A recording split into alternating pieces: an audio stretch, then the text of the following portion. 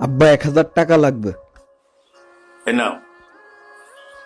বাংলাদেশে হিন্দি ছবি রিলিজ হচ্ছে সালমান খান, তাই নাকি? কালকে কিন্তু সবার বাড়তে হবে। তার মানে যাবো। পিয়া শোন, বসে থেকে আর কি করবি? তুই একটা ব্যবসা শুরু কর। আমরা তো সবাই পড়ালেখা শেষ করলাম, তুই তো আর করতে পারলি না।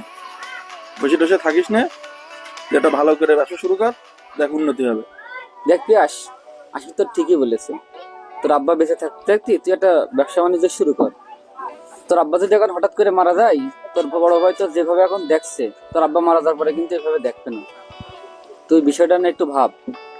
শোন পিয়াস, আমরা তো সব মাস্টার্স পাস করে বসে আছি, আমাদের তো একটা চাকরি হয়েই যাবে। কিন্তু তোর অবস্থা তো খুবই খারাপ। তুই যদি ব্যবসা বাণিজ্য লাইন না ধরিস, তোর বাপ বেঁচে থাকতে এখনো সময় আছে। তোর বাপ বেঁচে থাকতি এই একটা ব্যবসা লাইন ধরে ফেল। দেখ বন্ধু, আমার আব্বা এখন বেঁচে রয়েছে, আমার আব্বাই আমার হাত খরচ দেয়, বড় ভাই প্রতি মাসে 20,000 টাকা সংসার খরচ দেয়। তো এইভাবে যদি এখন লাইফটা এনজয় করে নিতে পারি, এইটাই বেস্ট।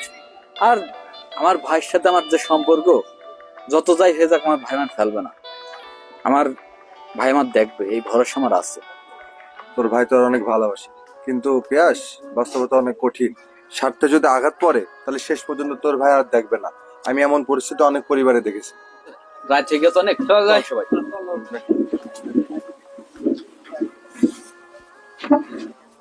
তোমার যে টাকা পয়সা আমি দিচ্ছি, তোমার ভাই দিচ্ছে, এমন এক সময় আসবে যখন আমি থাকবো না বাবা, তখন তখন তোমার ভাই কিন্তু কোনো টাকা পয়সা দেবে না। তাই আমি বলছি, আমি জীবিত থাকা অবস্থায় তুমি একটা ব্যবস্থা করো বাবা। হয় চাকরি করো, আর না হয় আমি টাকা পয়সা দিচ্ছি আরো, তুমি একটা ব্যবসা করো। আব্বা, আমি চাচ্ছিলাম আর 2 বছর এইভাবেই চলি, তারপরে আমি কোনো ব্যবসা বাণিজ্য শুরু করি। এখন আমার মন মানসিকতাটা আর কি এইরকম নেই, আর 2 বছর যাক। আব্বার যে অবস্থা, ইমার্জেন্সি ওপেন হার্ট সার্জারি না করতে পারলে তাকে বাঁচানো মুশকিল হয়ে যাবে। তবে টাকার তো অনেক টাকার প্রয়োজন, প্রায় 6-7 লক্ষ টাকা লাগবে। আমার বড় ভাই টাকা ম্যানেজ করছে, আপনারা অপারেশনের ব্যবস্থা করেন। ওকে ওকে। ভাইয়া, আব্বা অপারেশন থিয়েটারে রয়েছে। আচ্ছা তুই টেনশন করিস না, টাকা পয়সার ব্যবস্থা হয়েছে, আল্লাহর রহমতে ঠিক হয়ে যাবে। ঠিক আছে, চল যাই, এদিক যাই।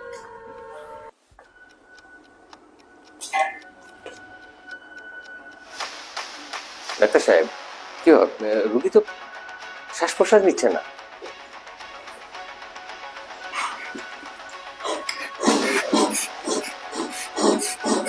ম্যানেজার সাহেব, পেশেন্ট তো মারা গেছে।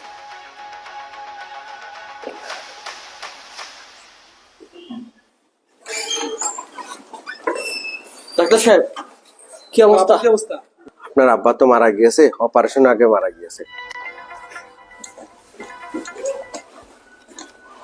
আব্বা আব্বা আব্বা আব্বা।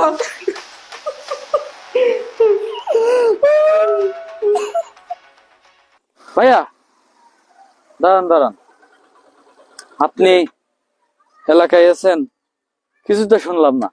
দেখ, অনেকদিন ধরে ব্যবসা বাণিজ্য করবে বলে একটা ভাবছিলাম, তা আব্বা অসুস্থ ছিল, যে কারণে ব্যবসা বাণিজ্যটা চালু করতে পারিনি। তা আব্বা যেহেতু মরেই গিয়েছে, তাহলে এখন তো আর আমার সংসারে কোনো খরচ টরচ নেই। তা চিন্তা ভাবনা করেছি যে ব্যবসাটা আবার চালু করবো। এই জন্যই একটা কাজে গ্রামে আইলাম। ভাই দেখেন, আপনি যে টাকা পাঠাচ্ছেন এই টাকায় সংসার চলতে, আর আব্বা কিছু দিত। এখন সংসার চালানোর মতো তো কিছুই নেই, বাড়ি আমি একা থাকি। আব্বা মারার পর আপনি টাকা পয়সাও কিছু দিচ্ছেন না, তাহলে আমি এভাবে চলবো কিভাবে? আমার খরচ দেবে কিরা? তোর খরচ দিতে হবে মানে? তোর বয়সটা কি কম হয়েছে?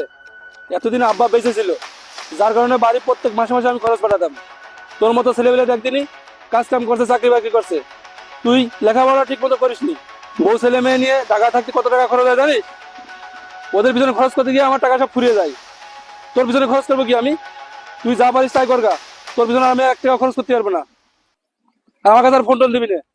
এই ভিডিওতে যেভাবে আমরা বিষয়টা তুলে ধরেছি, সেম ঘটনা এক ভাইয়ের সাথে ঘটেছে, যে ভাই এখন রাজমিস্ত্রির কাজ করে। তো ওই ভাইয়ের কাছ থেকে শুনেই তার জীবনের ঘটনাটা আমরা ঠিক একইভাবে তুলে ধরার চেষ্টা করেছি। অতএব আমাদের এই ভিডিও থেকে শিক্ষা নিয়ে আমাদেরকে সামনের দিকে আগাতে হবে, যাতে করে আমাদের সাথে এরকম ঘটনা না ঘটে।